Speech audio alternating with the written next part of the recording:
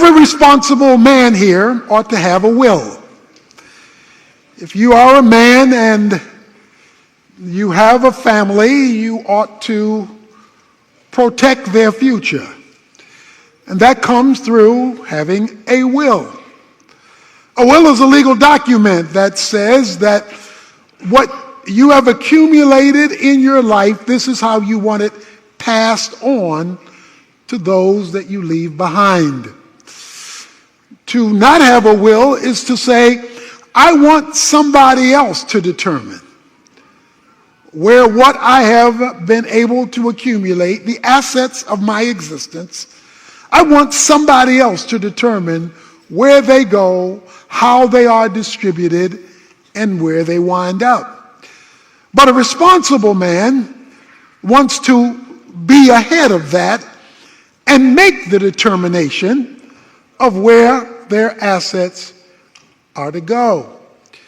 You see, to create a will is saying you are future-minded. You won't always be here. So you're going to be thinking about tomorrow, today, in your financial or asset planning. Unfortunately, what many do not understand is that there are not only wills of physical assets, there are wills of spiritual assets. What you pass on generationally that has spiritual value attached to it. And unfortunately, many men who don't even bother to pass on physical assets refuse to pass on spiritual assets, one or both, because they're not future-minded. And as a result of not being future-minded, there is chaos in the future because there was not clarity set forth in the present. The Bible has a lot to say about legacy, about what is passed on to the next generation and beyond. In fact, Proverbs chapter 13, verse 22 says, a good man leaves an inheritance to his children's children. Translation, a bad man leaves no inheritance to his children's children. So if there is no future planning, you cannot be dubbed a good man. Because a good man is not only thinking about what's happening with him today, but what will happen on a 3-generational level. He's concerned about today, he's concerned about his children, and then he's concerned about his children's children, his grandchildren.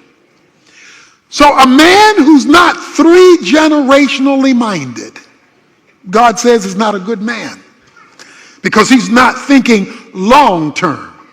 He may only be thinking about today as though tomorrow will never come. So every man, all of us as Christians, but specifically to men, a good man has to be generationally minded at least 3 generations long for God to call you good. In Judges chapter 2, verse 10, it says that there grew up a generation who did not know Joseph, who did not know his God. And as a result, chaos ensued. And when you read the book of Judges, you have a culture in perpetual chaos because there was a transfer of the spiritual baton that did not occur. In fact, the book of Judges says, and every man did that which was right in his own eyes, because there was no king in those days. There was no standard that had been passed on. Today we live in a day of societal chaos. And that chaos can be rooted back to men who refuse to build a spiritual legacy. Men who refuse to man up to God's requirement for biblical manhood. And like it or not, God starts with holding the man responsible for how the legacy works out or does not. God says, I am the God of Abraham, Isaac, and Jacob. He never says, I am the God of Sarah, Rebecca, and Rachel. It's not because he's against the women. It's just that the man was responsible. The whole condemnation of the human race is tied to a man. The Bible says, in Adam, all die. Doesn't say in Adam and Eve. Only in Adam, the man, all die. That is because the man was held responsible. So like it or not, want it or not, that's just the way it is. And so we're introduced in this passage of Scripture to a man named Asher. Asher. Let me tell you a little bit about Asher. Verse 30 says, Asher had 4 sons and 1 daughter. Asher was the father of 5 children. And when we end the story of Asher, as you'll see, he comes out pretty good. But he didn't start that way. You see, Asher is the 7th son of Jacob. He is the first son of Zilpah, the 7th son of Jacob. If he's the 7th son of Jacob, that means he's been raised in a dysfunctional family. Because as far as Jacob's family was concerned, Papa was a rolling stone. Wherever he laid his hat was his home. Because Jacob had 12 kids by 4 different women. Jacob created chaos in his family.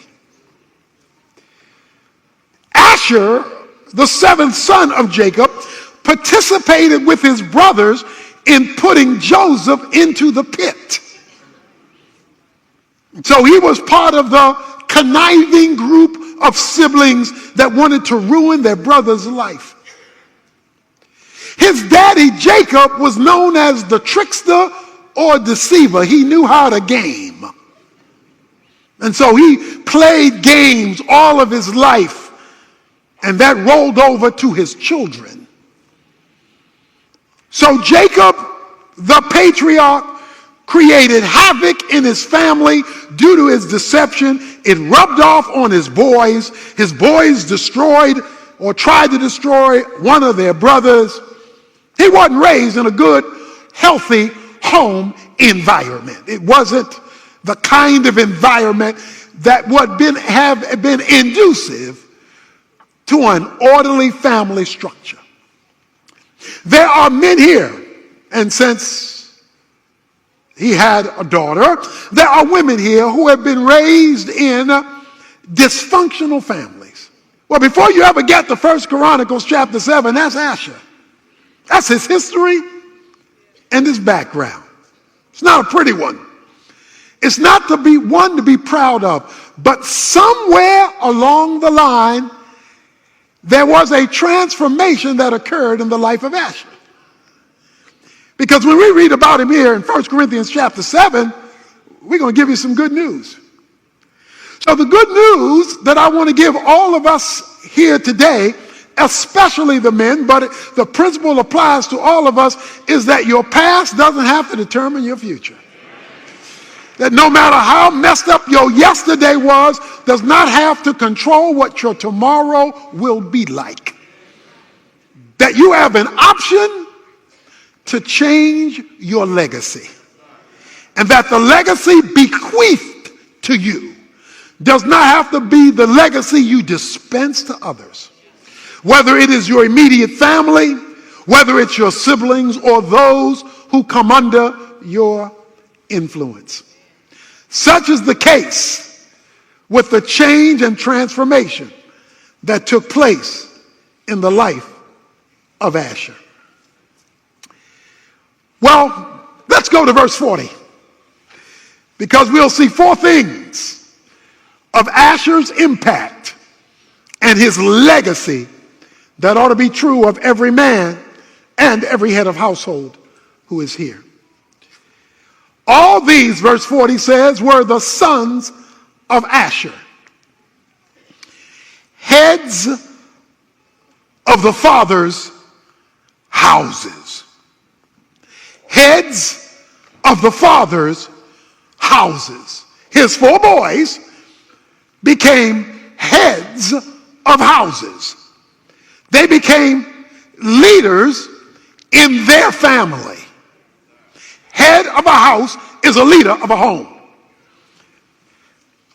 Whatever Asher did when he got right, so influenced his four boys that they were able to take up responsible reins in their own families.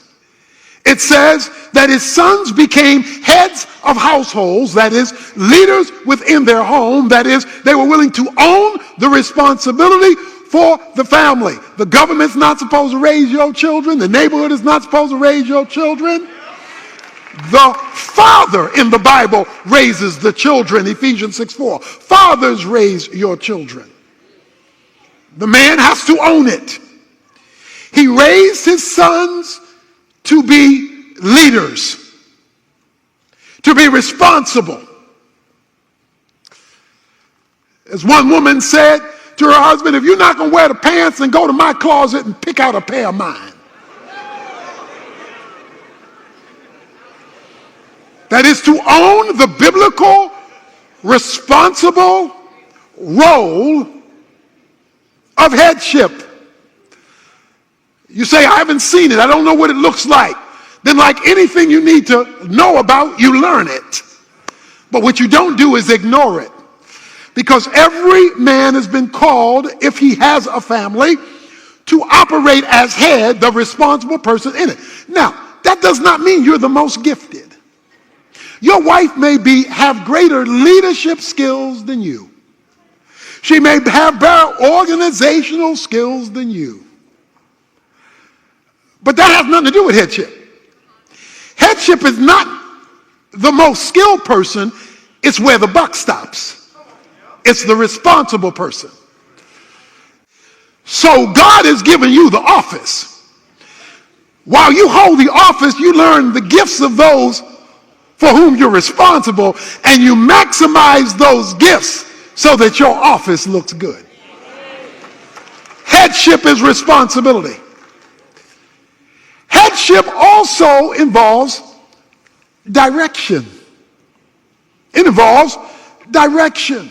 Whether it's a president or the head of a company or the head of a church or whatever, headship means you are casting a direction so that people know which way we're going. If you're lost and you got folk following you, they're going to be loster. Since they don't know where you're going, they're either going to follow you nowhere or decide they don't want to go nowhere. They'd rather go somewhere, so they create their own vision. To be a head means that I want to be in close proximity with God so that God can speak to me by his Holy Spirit and give me direction so that those following me will have a place to go. So if God can't give the man clarity, then those following him, Joshua says in Joshua 24:15, as for me and my house, we will serve the Lord. I'm going to set the spiritual, which is the most important, the foundational, the biblical direction. And what that means is that you're not following the crowd. So you're picking up your cues from him. So Asher recovered in some way, and he raised his sons to be heads of households with fire and vision. If you're going to be the head, you just can't see the acorn. You got to look at the oak.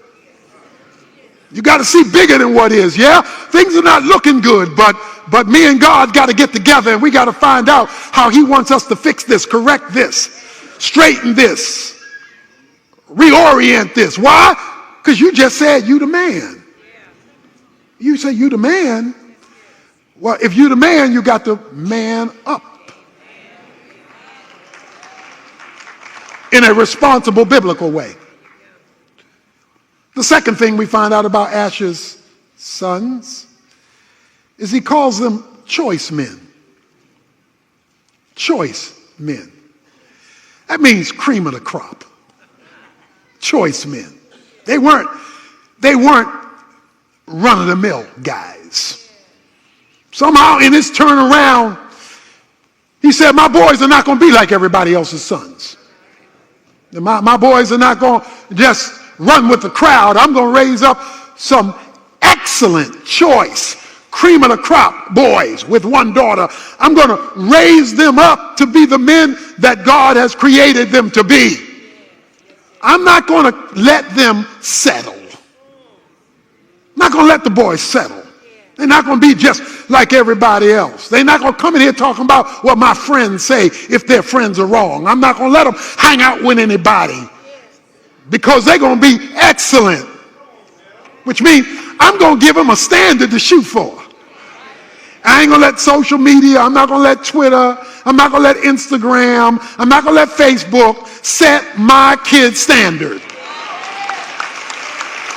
I'm going to raise some choice boys up in here, up in here. There's going to be a divine standard that I give them, that I want to model before them, that I want to teach them, that I want to expose them to. He says his boys became choice boys. High character, high integrity, high standards.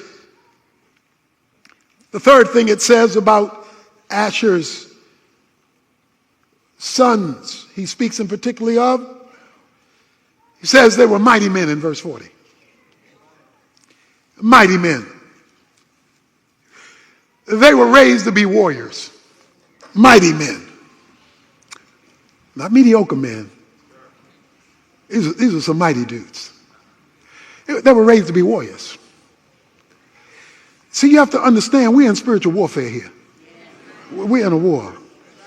You now have to fight for your kids. Well, right now, you and I live in a post-Christian era.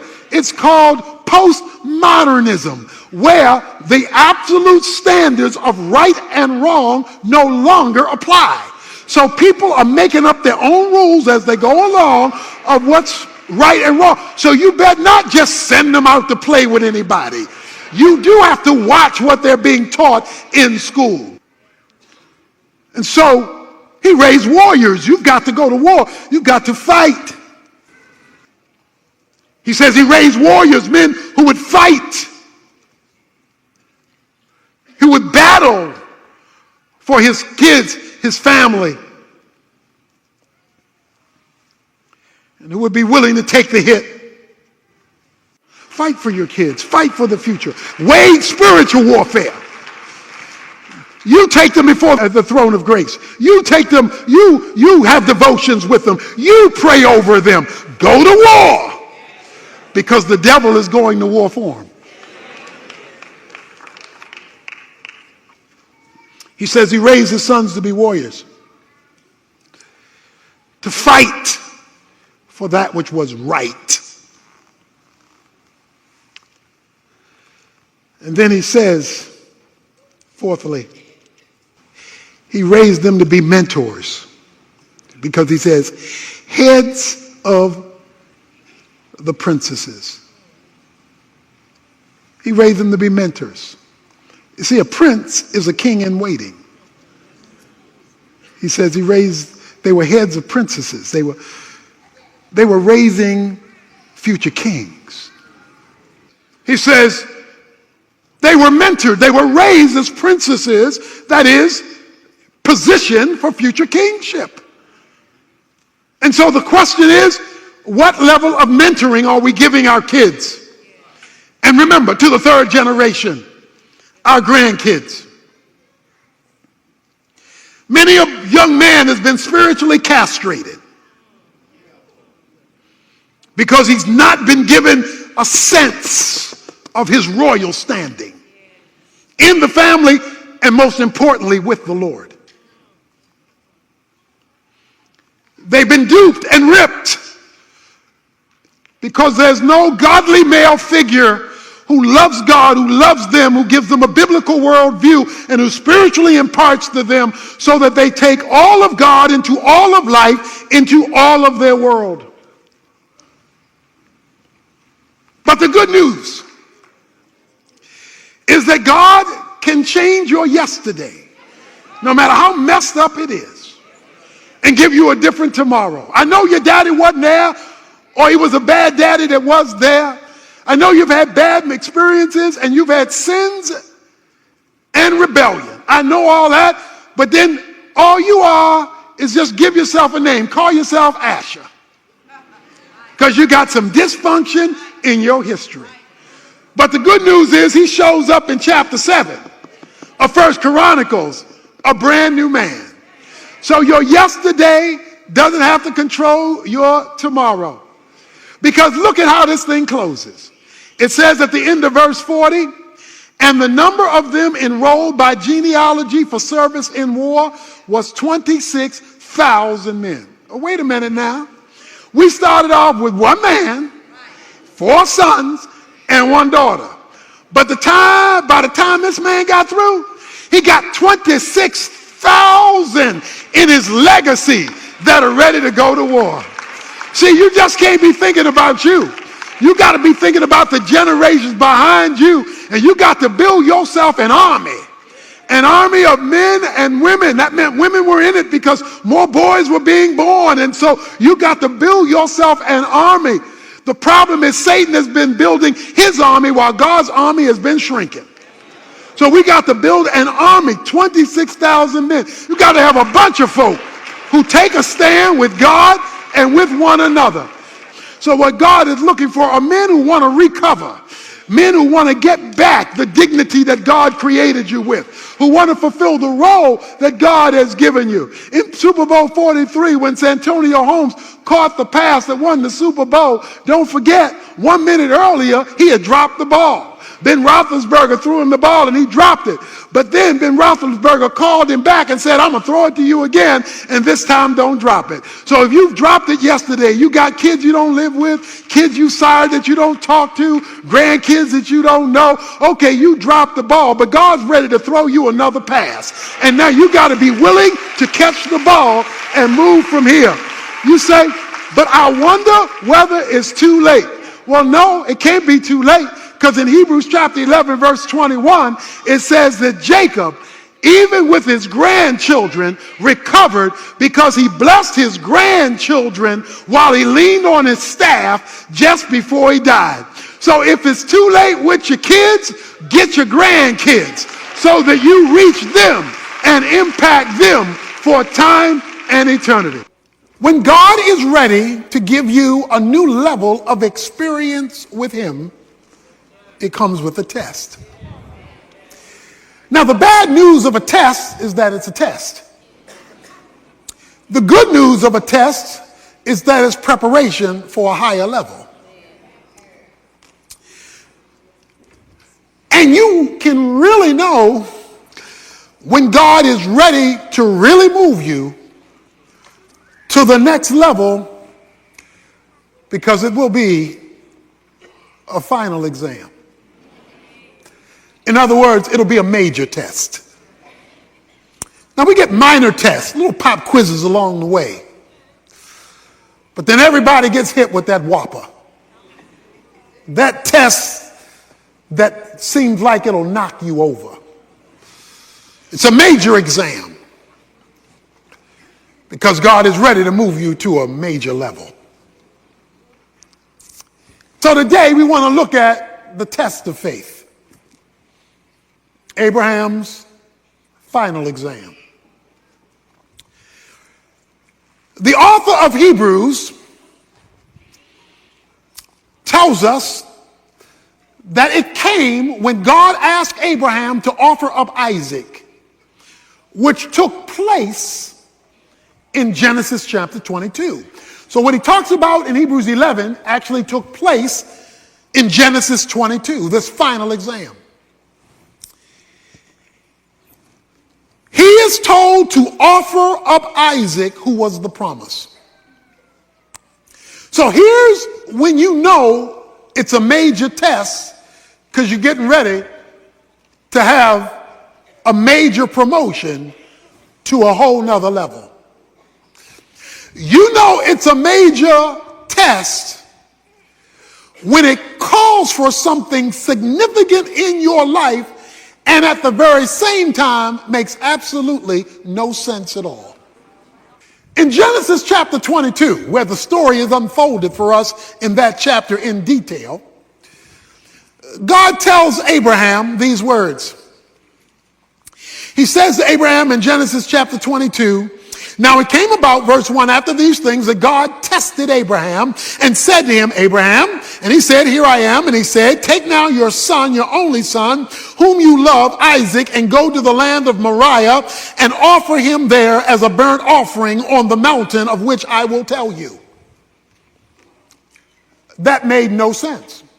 How do you worship God when God is doing a number on you? How do you worship God when he has disappointed you? How do you worship God and go to the altar when you believe he has failed you? God, how do I go to church today? It says, I don't feel like worshiping today. Not in light of what you're asking of me, demanding of me, instructing me, calling me to do. Because what you are asking is too deep. But it says Abraham got up. There's another thing you need to observe. It says, get up and go to the mountain, to the place I will show you. He had to obey without all the details. I will only give you more details when I see you moving.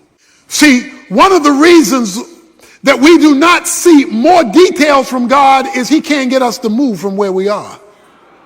Faith is measured by movement. If there is no movement, there is no faith, no matter how faith-ish you feel. So it says Abraham got up. And now the plot thickens. When he gets up, I want you to keep this verse in mind, verse 4. I'm just going to read it right now. We're going to pick it up in a minute. Verse 4 says, on the third day, Abraham raised his eyes and saw the place from a distance. Let me read verse 4 again. Verse 4 says, on the third day, Abraham raised his eyes and saw the place from a distance. Somebody say third day. On the third day, Abraham raised his eyes and saw the place from a distance. He tells the young men, the servants who help carry the load, y'all stay here. I and the lad will go up and we will worship and return to you. Well, wait a minute now. Abe, God just told you to go kill him. Abe tells the boys, I'm going up here to worship. You boys stay here, me and Isaac. We're going up here to worship. And when we finish our church service, me and the lad will come back. Wait a minute now. God just told you to kill him. Y'all stay here. I'm going up here, take care of what God told me to do. And when I finish what God told me to do, me and the boy will see you afterwards. But God told you to kill him. So what you mean? We coming back to see you afterwards. See, when you're called to faith, you got to speak the truth in the midst of the contradiction of the circumstance. Hebrews 11 says the reason he said that was because he believed God was even able to raise the dead. That's what Hebrews 11 says. So if I obey you, God, and do what you told me to do, and at the same time believe your promise that you're going to work through Isaac to make a great nation, then I also have to believe, since you don't contradict yourself, that if I do what you tell me to do, you got some kind of miracle you're planning to bring me and this boy back here again. But what made him speak that? Where did this faith confidence come that God could raise the dead? Well, you recall, Sarah's womb was dead. And Abraham couldn't function no more at 100 years old. And God created a hookup. And the miracle baby of Isaac was born. He had seen what God could do in raising a womb. So he figured the same God could raise a son. So when God calls you to a major exam, don't forget what he did in the quizzes. Don't forget what he did yesterday when he moves you to a bigger challenge tomorrow. Because if it's bigger today than what he did yesterday, is because he's moving you to a new grade level, a higher experience with him. And so they make their way to the place that God said. So Abraham now is talking to Isaac. Isaac says to his father, my father, verse 7 of Genesis 22, here I am, my son. He said, behold, I see the fire, I see the wood, but I don't see the lamb. Every other time we went to church, we had a sacrifice. But today, you ain't bring a lamb. What's up, Dad? Dad looks at his son, can't say anything. You know what he says? He says, son, God's got to fix this one. The Lord will provide himself, because I don't have an answer for you. I don't know how this is going to work out. And when God puts you in a final exam, you don't know how this is going to work out. God has got to do something here, because only God has an answer to this dilemma of faith that I'm in. Because this is a midterm or a final. This is not a little pop quiz, and it's confusing. And God's got to provide the solution. And so he takes his son up. He puts him on the altar. Verse 9, he built an altar, arranged the wood, bound his son Isaac, and laid him on the altar on top of the wood. Can you imagine what he's thinking, feeling? And Abraham stretched out his hand and took the knife to slay his son. Because guess what? That was what he was told to do. Verse 11, but the angel of the Lord called to him from heaven and said, that's Jesus in the Old Testament, the angel of the Lord, Abraham, Abraham. Whenever God calls your name twice. See, when he told him to obey, he only called his name once in verse 1, Abraham. But now in the middle of his crisis, he calls his name twice. That means there's something special coming down the pike. Abraham, Abraham. And he said, here I am. Do not, verse 12, stretch your hand out against the lad and do nothing to him. For now I know you fear me, since you have not withheld your son, your only son, from me. Now, I don't know about you, but you should be having a problem right now. And it ought to be a theological problem, because God says, now I know. Oh, wait a minute, you God. You're omniscient. Omniscient means all-knowing. You already knew what I would do, because you're God. You know yesterday, you know today, and you got prophecy down. You know tomorrow. You know where I came from, you know where I am, you know where I'm going. What do you mean you only know this now? And you're an all-knowing God. Come on, with your knowledge base, I could have stayed in bed. We could have skipped all this because you already know. But that's not what God says. He says, now I know, as though I didn't know before. Because I know it, I'm knowing it now. And I only know it now because of what you just did. So how do we theologically bring together the concept of an all-knowing God and a not knowing something till now? How does that work? Well, I want to share with you today something God does not know. While God knows everything actual and everything potential, he does not know everything experiential.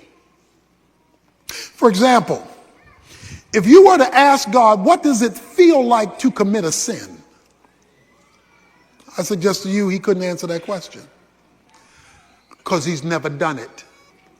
The reason why God became a man in the person of Jesus Christ, according to the book of Hebrews, is that God became a man in the person of Jesus Christ so he could sympathize with our weaknesses, so he could feel what we go through. The Father knows what you go through. Jesus can feel it. So Jesus the Son can explain to God the Father, who already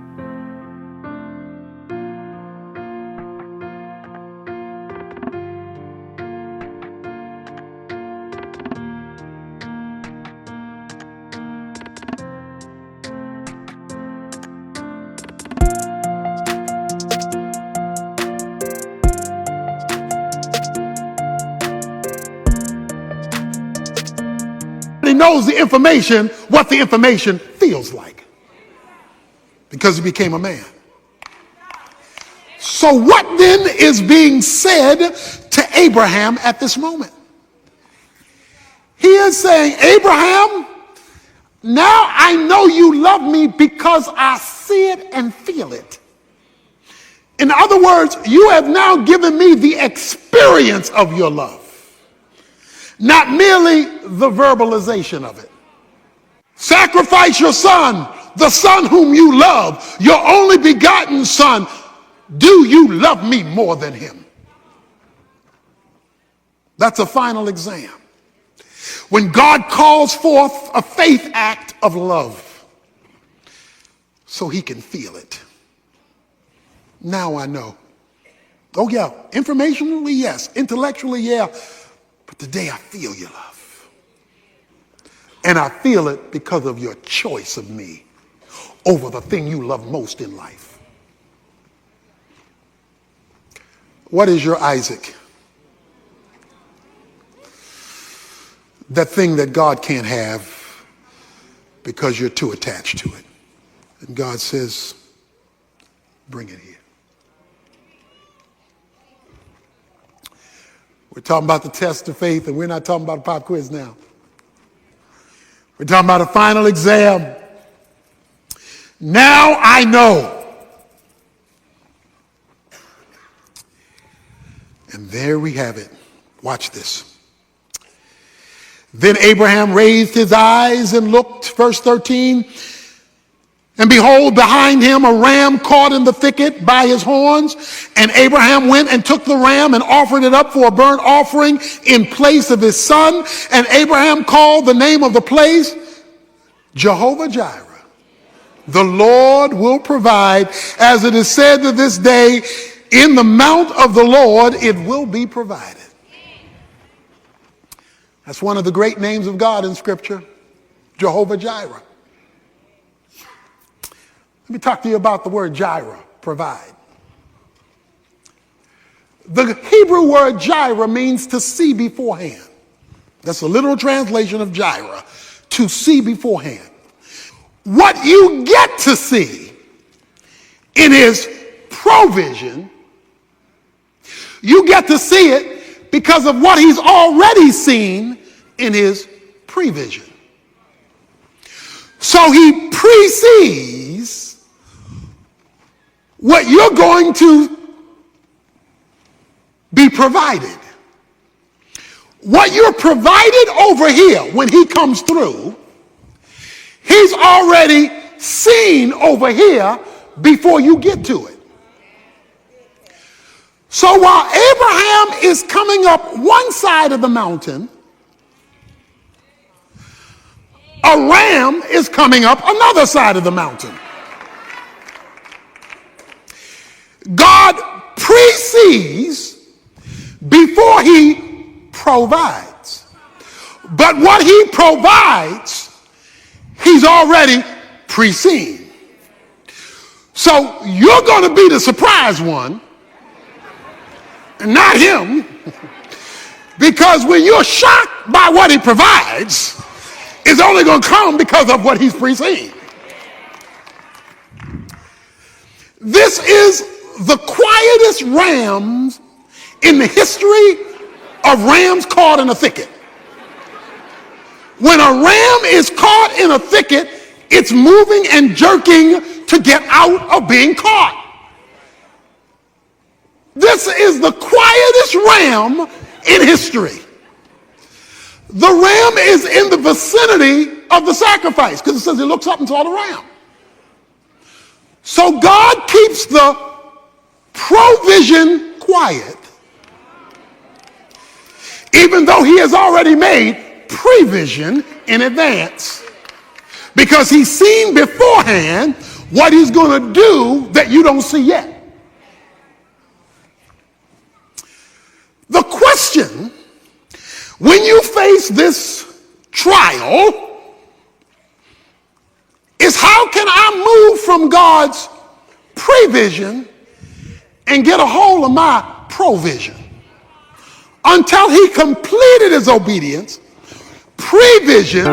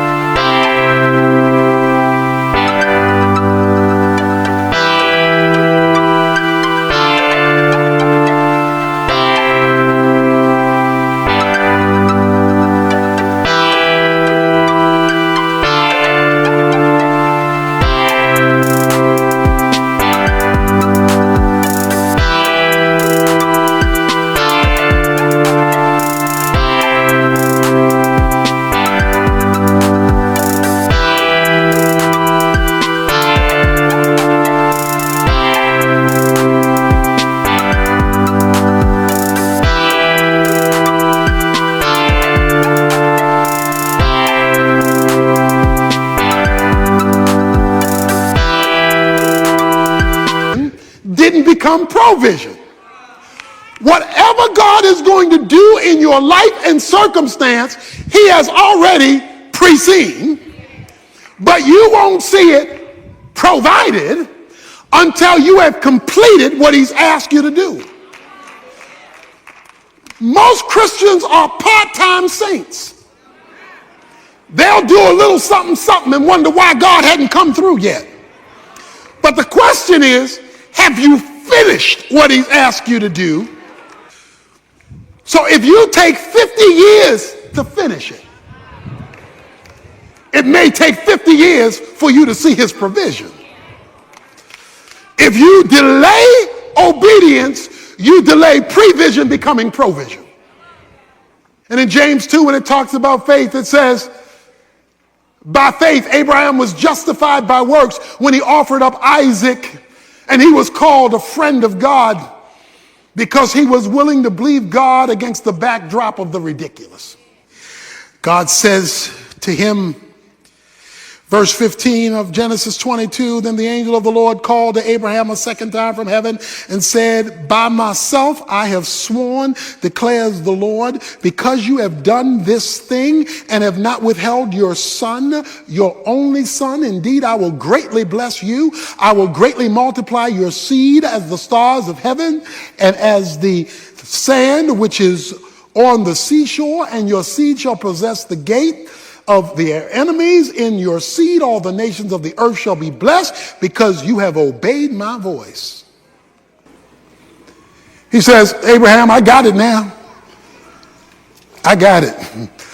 Because you've obeyed my voice in the final, in this tough thing I've asked you to do, I got it from here. I'm going to swear by it.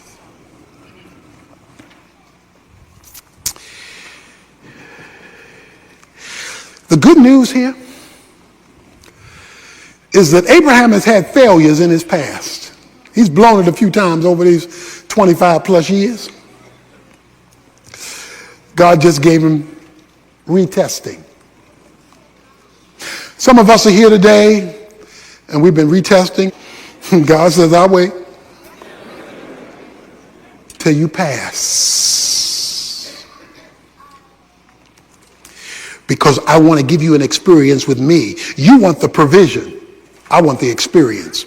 Give me the experience of your commitment and I'll show you what I can do with rams caught in the thicket, waiting to move when I tell it to.